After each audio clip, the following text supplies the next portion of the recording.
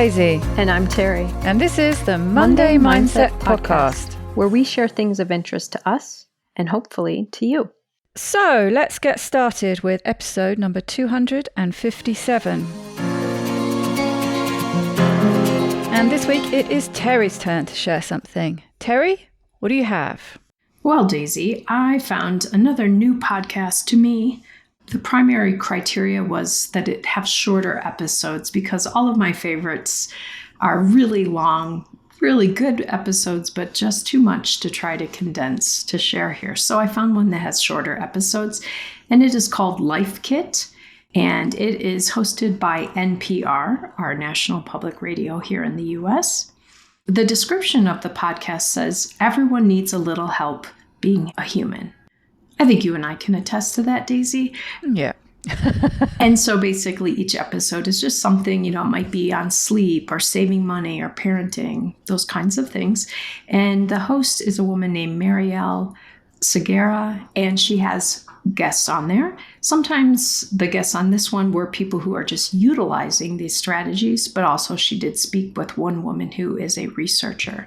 So the title of this episode is How a Buddy System Can Help You Reach Your Goals. Mm-hmm. And I chose this for a couple of reasons. One, you and I talk often here about how to reach goals, how to reach things that we're striving toward. And we talk about this a lot at TFM and really encourage people to have a buddy system. Mm. So I thought, well, let's do a little bit of a crossover here and really highlight the effects of having a buddy system. One of the things she does in this episode is at the end of each main topic, she'll say takeaway number 1, and then she'll go through another, and then she summarizes at the end. So there are 4 takeaways from this episode. Good reminder for her to actually hit all the takeaways they say they go to at the beginning and often don't. That's right. Anyway, so there are 4 takeaways.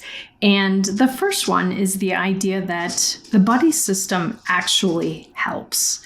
I used to think that for me, buddy systems weren't important. I like to do things alone. I'm a lone wolf in certain ways, but I too have an example of how an accountability buddy system did work for me. One of the reasons that it helps people to reach their goals is that we are social animals. We tend to work in groups, and we've been working in groups since the beginning of our existence. We also tend to respond to some social pressure.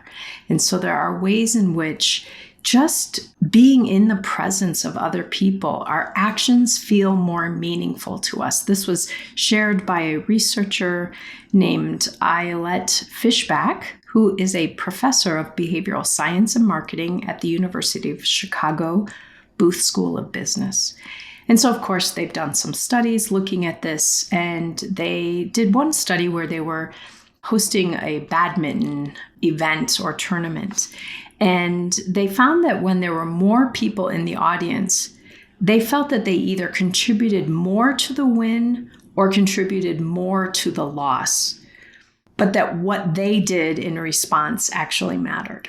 Mm. Another reason why accountability buddies may work is that we have been conditioned to work in these type of settings. Most of us have gone to a school that was, you will be evaluated at this point. You have to read out loud in front of other people, all kinds of systems where we got used to working for a grade, working for some kind of a checkpoint. And so again, having those accountability partners help to create defaults in our life. So accountability buddies can really help create defaults in our lives. As you and I have discussed, and most people have found, we've got thousands of reasons why we're not going to follow through on what we said we were going to do. But if it's a standing situation where you have to show up on Wednesday at 9 because 20 other people are there or 2 other people are waiting for you, we are more likely to follow that.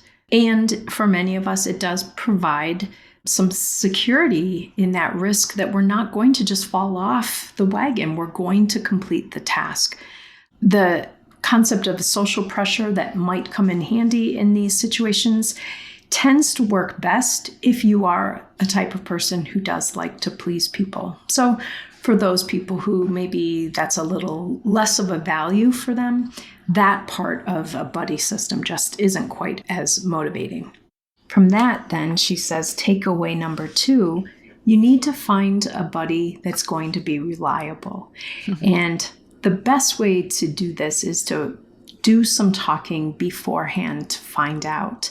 She says, you want reliable Rhonda, steady Eddie. You want the person who is going to show up and really be available. You can think of friends that you hang out socially and they're really fun and you really love them, but, they cancel often. They don't show up when they say they're going to. They do show up and then they forget or whatever. She said, these just really are not the best people for accountability buddies or support buddies. And interestingly, some of the people that the host was talking to mentioned that they have done better with support buddies who they didn't already know. So one woman who was an author found somebody on TikTok who said, hey, does anyone want to be an accountability buddy with me? And she said, sure. He was an author also. And since meeting him like a year ago, she has rewritten her book. She has written drafts of 3 other books. And so she acknowledges this is far more writing she's accomplished than she would have without this. Now, her sister is also a writer. And she says, I know I just would not have accomplished this much had I tried to do this with her, because we talk about other things. We get distracted. Whereas with my accountability buddy, we really focus on these things. So I think sometimes people think it has to be someone they already know. And actually, these examples indicate that it's probably better when it's not. And also that your accountability buddies don't have to be someone working on the same goal. And that's really an important one too, because how do you find an accountability buddy? If my goal is to run a marathon, do I have to find accountability buddies who are also trying to run a marathon? And their research really shows no. They just have to be focused on a goal. You have to be focused on a goal. And the goal is that you help each other to reach that goal and follow through with the steps. Right. One of the people that she was interviewing described he uses an online system called FocusMate. And what you do is you write in with what you're wanting to work on, and they pair you with someone. But then you attend like a large Zoom meeting. You report your efforts, what you've done, what your goal is, what steps you've taken, and then you sit there for the rest of the meeting listening to everyone else report in. And he talked about, I know these people's cats by the end of this. I know that they're working on improving their mom's favorite cookie recipe or whatever it is. They're not all working on the same goal, but they're there to have that check-in about their own goals. So believing that you have to work with someone working on the same goal is not significant. Yeah, I think that's really interesting, that the different levels that you were talking about. So, yeah, that assumption that it has to be somebody that you know. No, it doesn't. And I can see why, if it's somebody you know, different things will sort of interfere. So actually, yeah, your accountability buddy is just your accountability buddy. And so there aren't those other distractions. Then I think it's really interesting to then another layer taken off with, I would have assumed that you would want to be both sort of striving towards at least a very similar goal. But so I find that interesting that no, not necessarily. And I suppose, again, you're stripping away some of the distractions.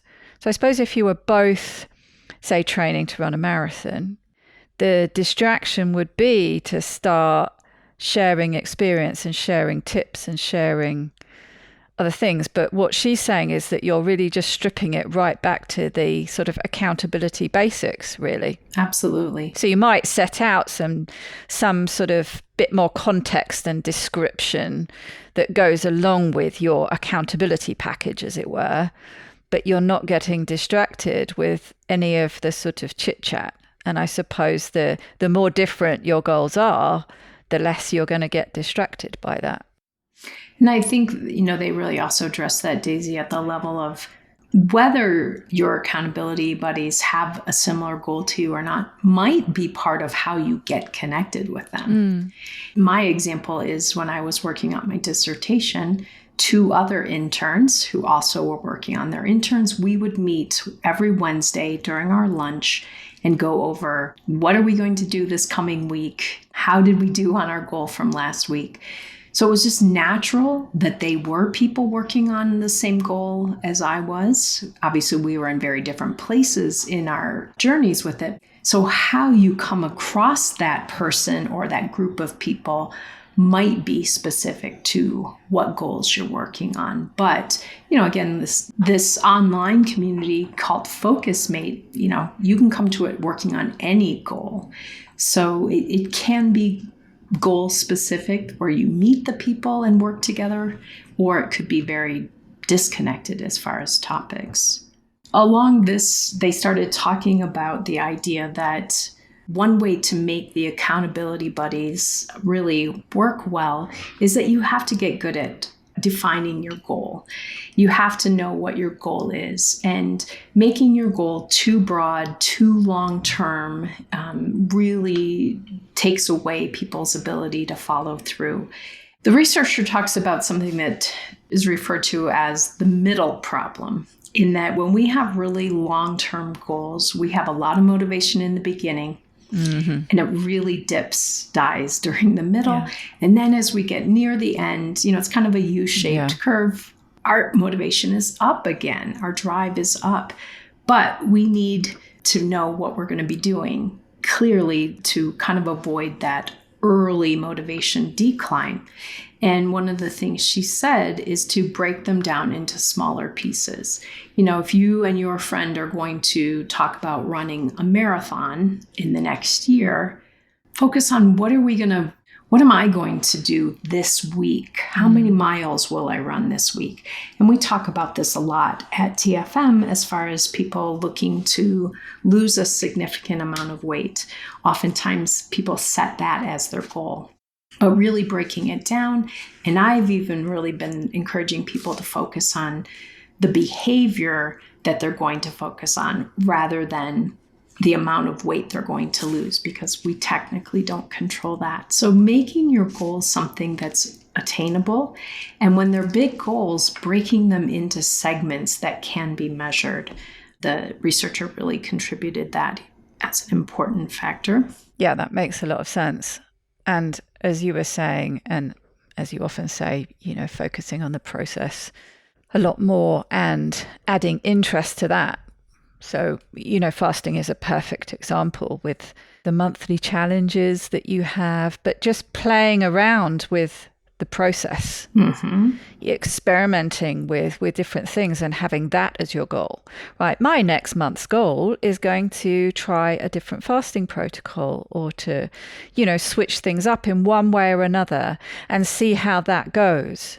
Because that is still a step towards my end goal, but it's just, taking the blinkers off a bit and looking off in a slightly different direction that adds interest to that potentially boring middle ground area that just gives you an fairly easily probably attainable challenge.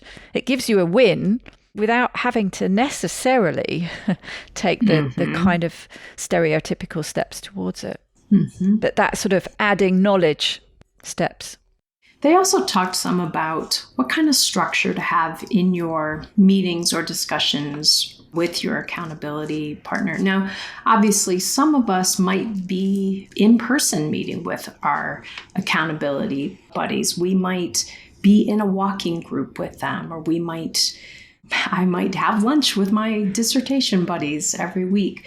But many of them are going to be online. They're going to be on WhatsApp. They're going to be, via text. And so really navigating how will we have contact? What kind of support do you need? Finding that out, because you might need support in a specific way that I can't really deliver on. You might say, Terri, I really need tough love.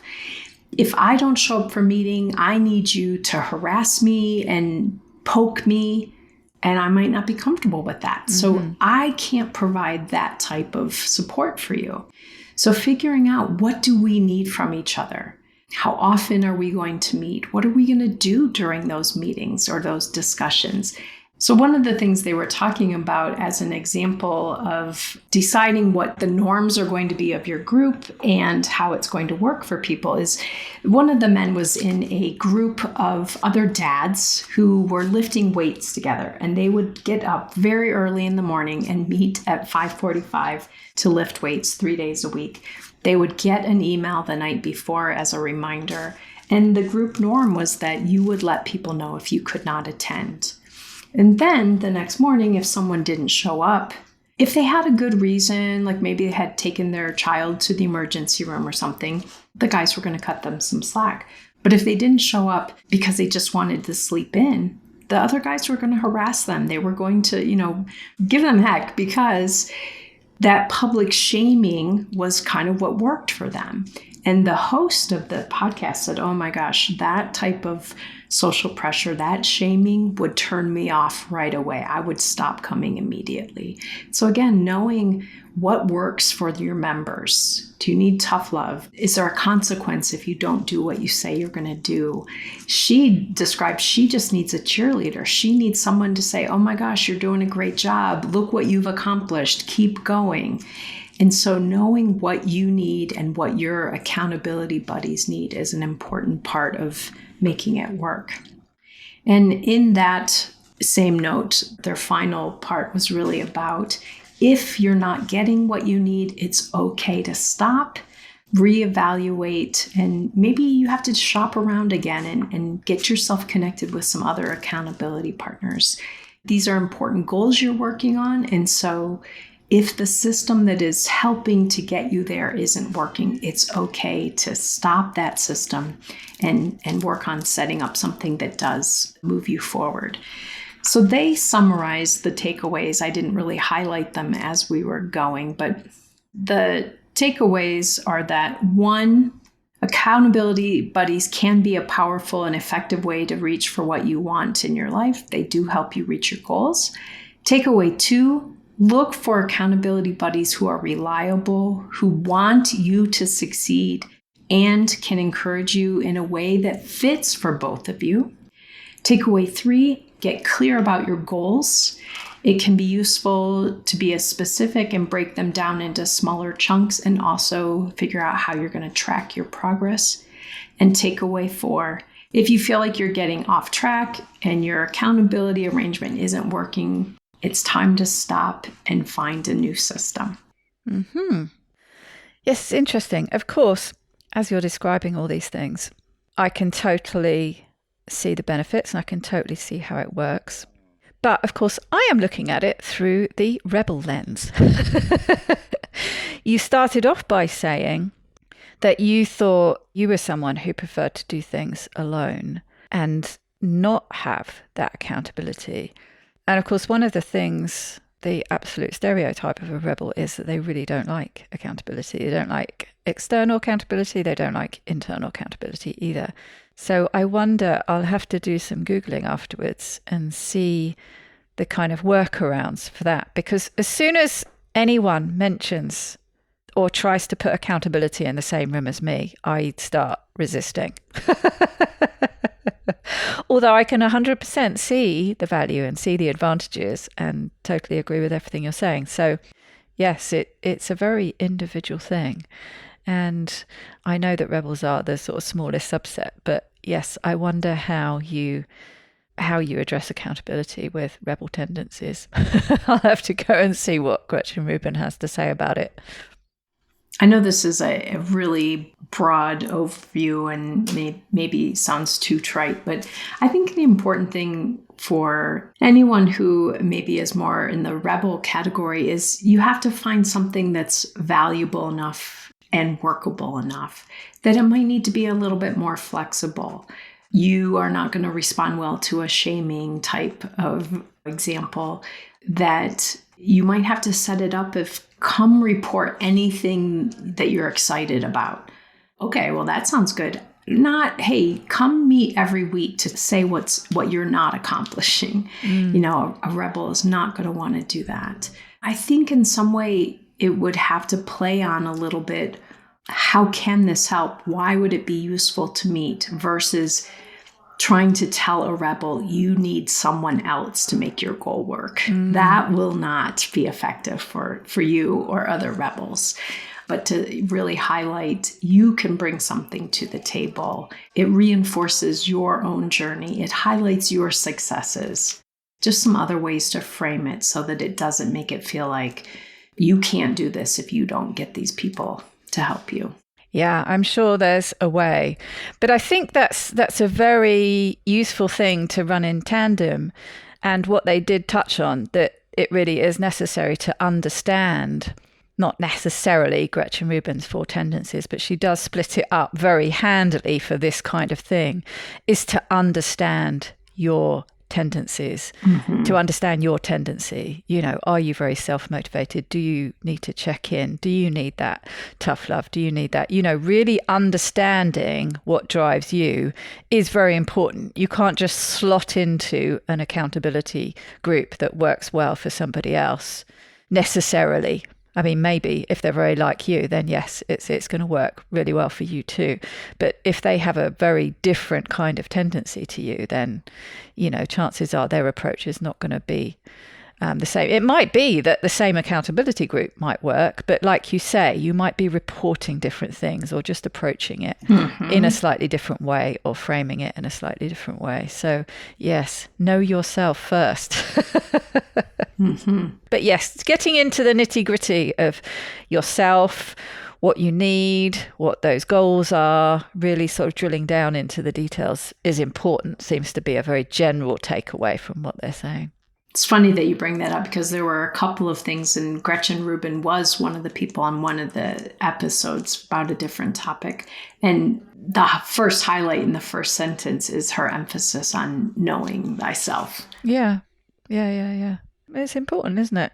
Absolutely. Oh, very good. Sounds like another new podcast, another interesting new podcast. Interesting, and, as you and I have always highlighted, one that kind of does summarize and is short, just kind of to the point. So I think people may really like it, and I think you and I may find some other episodes to share as well. Yeah, I'll definitely be looking it up. Well, until I see you again, I hope you have a wonderful week and come back with more new podcasts next time. Absolutely. Absolutely.